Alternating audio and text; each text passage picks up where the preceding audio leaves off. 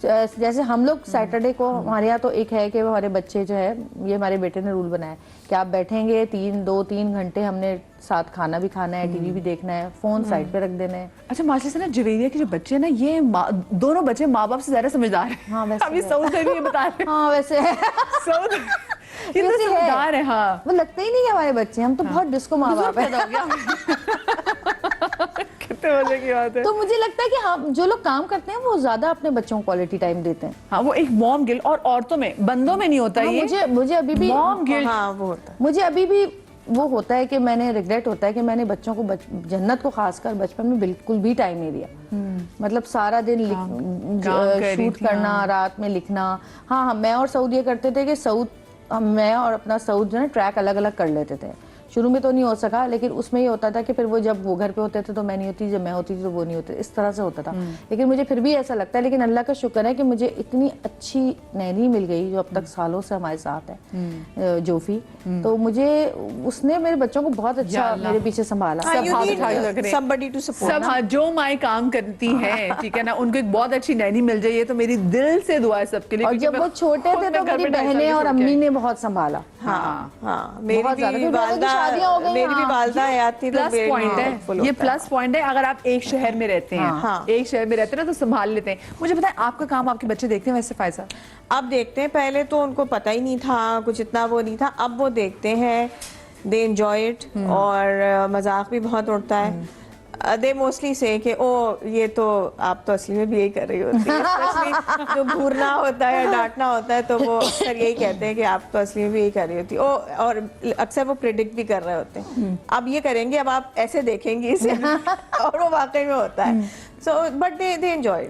मशवरा देते हैं आपको जब आप कोई रोल आप साइन करने जा रही होती है? जैसे अभी आपने अपने इस कैरेक्टर के लिए जो आपने स्पेसिफिकली हेयर, मैं तो कहती हूँ 25 तोपों की सलामी जो आपने अपना हेयर स्टाइल भी बनाया, तो बच्चों का इसमें कोई से थी? अब बेटी से मैं डिस्कस करती हूँ, क्योंकि वो अब उस आई थिंक एज में है कि उसकी ऑब्जर्वेशन भी अच्छी है, उसका ड्रेस सेंस अच्छा है, तो उससे कपड़ों के मामलात, मेकअप के मामलात, समटाइम्स मुझे लगता है कि वो मुझसे ज़्यादा अपडेटेड है, अपडेटेड एंड अपग्रेडेड वजह से ना, तो वो तो इसलिए अब मैं उससे बहुत सलाह मशवरा करती हूँ। बेटा जो है वो ही जस्ट एंजॉय इट। हाँ, आपको भी जन्नत फैशन स्टाइल करती है? नहीं, मेरी बेटी से भी कहती है कि वो आप जो आपकी एज है उसके हिसाब से स्टाइल करना चाहिए। नॉर्मल वो ये बात करती है कि जो आपकी एज है उसके हिसाब से आप वो करें तो आप ज़्यादा अच्छे लगेंगे।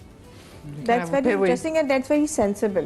क्योंकि मेरी बेटी जो है उसका तो बस चले तो मैं बस डिस्को बॉल बन के पार्टी में हर। अच्छा, मेरी बेटी कहती है बहुत फैंसी है। अच्छा नहीं, मेरी बेटी चाहती है मैं बस सितारों वाले कपड़े पहन के और गिटार लगा के हर जगह पहुंच जाऊं। आप तो बहुत फैंसी हैं, आप पता नहीं कैसे, लेकिन आप बहुत अच्छी लगती हैं, लेकिन आप कैसे पहन लेती हैं? वो कह रहे हैं इनके कभी बुजुर्ग बच्चे। मुझे बताएं कि माशा से दोनों की जो बेटियां हैं वो अब टीनेज में वो जा चुकी हैं, और टीनेज में कहा जाता है कि बेटियां माओ से ज़्यादा करीब हो जाती, गो के बड़ी वल्नरेबल एज होती है, बड़ी मुश्किल एज होती है। सो जवेरिया, ये एज टैकल करना वैसे कितना मुश्किल होता है? आपको लगता है कि आसान है? नहीं, मुझे लगता है कि मुश्किल है। मुश्किल इसलिए है कि जब बच्चा छोटा होता है ना, तब आप किसी भी तरह उसको मोड़ लेते हैं अपने, लेकिन जब वो बड़ा होता है तो उसकी का सोशल सर्कल बढ़ने लगता है, तो दोस्त अहबाब ये वो, फिर उनका बहुत ज़्यादा सोहबत का जो असर होता है ना, वो वाकई होता है बच्चों पे। तो हर इंसान की फैमिली अलग तरीके से लाइफ स्टाइल उनका होता है, और फिर वो जब अपने ऊपर उसको वो करने की कोशिश करते हैं या उनके जैसा बनने की कोशिश करते हैं या उनसे इंस्पायर होते हैं या उनको अपने जैसा बनाने की कोशिश करते हैं, तो बहुत सारी ऐसी होती प्रॉब्लम्स जो सामने आती हैं, जो कि आपको फेस करनी पड़ती हैं और आपको बताना पड़ता है। बच्चों के ओपिनियंस भी हैं, मतलब मुझे नहीं याद पड़ता कि मैं टीनेज में जब थी तो मेरा अपना ओपिनियन था कोई, या फिर कोई पूछता भी था, इवन कोई बॉदर्ड भी था। मेरे बच्चों का ये है कि वो बहुत ज़्यादा वो हो गए हैं, क्या कहना चाहिए, हमसे ज्यादा अकलमंद हो गए। तो वो पहले होता था ना कि आपको क्या पता, वो सही कहते हैं कि आपको क्या पता। हाँ, क्योंकि हम लोगों ने ऐसी टाइम गुजारा है कि हम लोगों ने ये सारी चीजें इतनी ना सोची ना कुछ की कि वो पूरी दुनिया को लेके चलते हैं साथ। हमारी दुनिया से हमारा घर था। हमारे घर में बस जो हो रहा है वही हमारा सब होता था। इन्फॉर्मेशन भी वही थी ना जो अम्मा अब्बा ने दे दी। अब तो इंटरनेट का दौर है, अब तो वो इन्फॉर्मेशन भी जो अम्मा अब्बा को नहीं पता, अब उनको ये है कि कहाँ जेनोसाइड हो रही है, कहाँ क्या हो रहा है, कहाँ ये हो रहा है, ये सही नहीं है, ये राइट्स, ह्यूमन राइट्स, और जो हम लोग कुछ बोल देते हैं किसी को, जैसे मैंने कह दिया कि हाँ लॉ इसका मेकअप तो अच्छा नहीं, आप कैसे कह सकते हैं? बॉडी शेमिंग है, यार you're being बोलना ही racist मुश्किल हो and जाता all है। that. अब ये निकला और वहां पकड़ा उन्होंने, मामा अच्छा भाई गलती हो गई, अच्छा भाई चुप हो गए। तो मतलब वो लगता है हमारे अम्मी अब्बू वो हैं। पहले वो अम्मा कहती है कि मैं नहीं तेनू, तू नहीं मैंने जमिया, मैं तेनू जमिया, लेकिन हाँ। अब चीजें चेंज हो गई हैं। आप बताएं कि आपके लिए ये कितना, आपको लगता है इट्स ये मुश्किल फेज है या फिर आसान फेज है आपके लिए? दोनों ही चीज़ें होती हैं, प्रोज एंड कॉन्स हर चीज़ में होते हैं। आई थिंक मैं चूँकि खुद बहुत ज़्यादा न्यूज़ देखने की और करंट अफेयर्स के बारे में खुद बहुत ज़्यादा शौक रखती हूँ, तो मैं बच्चों के साथ बैठ के डिस्कस करती हूँ और अखबार पढ़ना ये वो, तो हम बैठ के ये चीज़ें बहुत डिस्कस करते हैं और न्यूज़ भी देखते हैं, तो हम ये चीज़ें बहुत डिस्कस कर रहे होते हैं। तो ऐसे में फिर वो आपके ओपिनियन और उनके ओपिनियन, आई थिंक मुझे लगता है कि हम एक उस पे आ जाते हैं, एक पेज पे आ जाते हैं। हाँ, हाँ।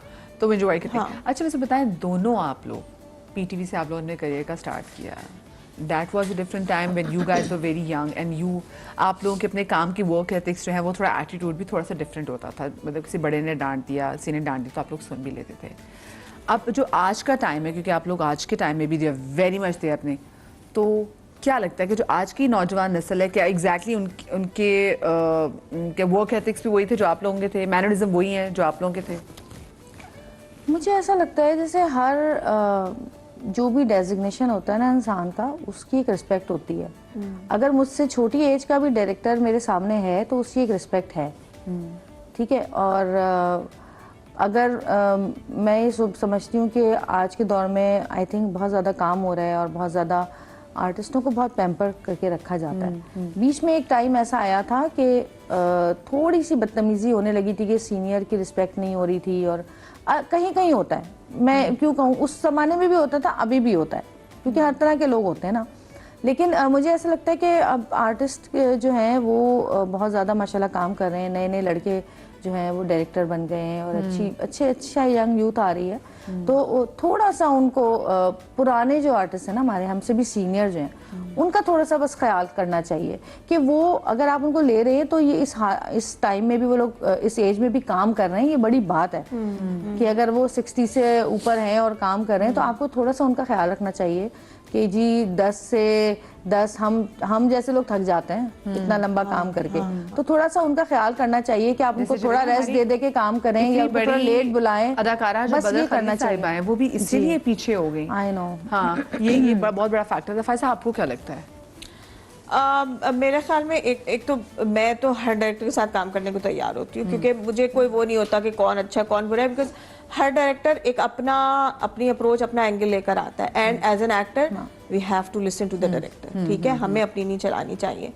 तो मैं तो एंजॉय करती हूँ और मैं बस अपना दिमाग नहीं चलाती, I am quite thick in that sense के उसने जो कहा मैंने उसे करके दे दिया, और फिर उससे पूछा तुम खुश हो, वो कहता है हाँ मैं खुश हूँ, and then I am good, let's do another scene. मैं वो उसमें नहीं घुसती, एक दफा और कर ले, नहीं ये यहाँ से ले लो शॉट या ये लेंस लगा लो, this is a crime I think, and I have seen some actors doing it with the director and I don't like it at all. भाई वो डायरेक्टर है, वो उसकी जॉब है, उसकी। अच्छा पीटीवी आपको भी पता होगा, पीटीवी में आप चू नहीं कर सकते थे, जो कह दिया गया वो आपने करके दे दिया। क्योंकि देखें आगे जाके डायरेक्टर और एडिटर बैठ के सीन बनाते हैं, हमने तो अपना काम किया, हम बैग उठा के निकल गए। सो उनको उनका काम करने देना चाहिए, हमारा जो काम होता है हमें वो करना चाहिए। अच्छा, ऑल्सो जो यंग एक्टर्स हैं, आप उनको देख के आपको क्या लगता है कि मैनरिज्म में आपको लगता है कि मैच करते हैं? आपको लगता है कि नहीं, आज तो सोशल मीडिया का वैसे भी दौर है, अब तो पहले आप लोग पीटीवी में आते थे, आप लोग एक ड्रामा आता था और आप पूरे अगले दिन पूरे पाकिस्तान में स्टार होते थे, लेकिन अब चाहे ड्रामा आए ना आए, आपकी सोशल मीडिया की जो फॉलोइंग है ना, वो भी बड़ा मैटर कर रही होती ना, उससे भी लोगों के हल्के बहुत फुल्के दिमाग खराब हो जाते हैं। हाँ होते हैं, बिल्कुल होते हैं, मैंने अपने सामने होते हुए देखे हैं। तो लेकिन अब उसका हमारे पास तो कोई हल नहीं है, क्या कर सकते हैं। लेकिन आई थिंक एक्टर्स को खुद फोकस्ड होना चाहिए, एंड दे शुड नो कि उनकी जो बुनियादी चीज़ है वो ड्रामा अच्छा करना है। अगर आप अच्छा ड्रामा करेंगे तो आपके फॉलोअर्स बढ़ेंगे और आप मजीद पॉपुलर होंगे। लेकिन होता ये है कि उनके जहन में ये होता है कि आप पहले से बहुत पॉपुलर हैं सोशल मीडिया पे, तो फिर एक्टिंग आप अच्छी करें या ना करें, वही बात है ना, क्वालिटी वर्सेस क्वांटिटी की बात। मैंने तो यहाँ तक भी कहते हुए सुना है, छोटी सी ब्रेक आ गई।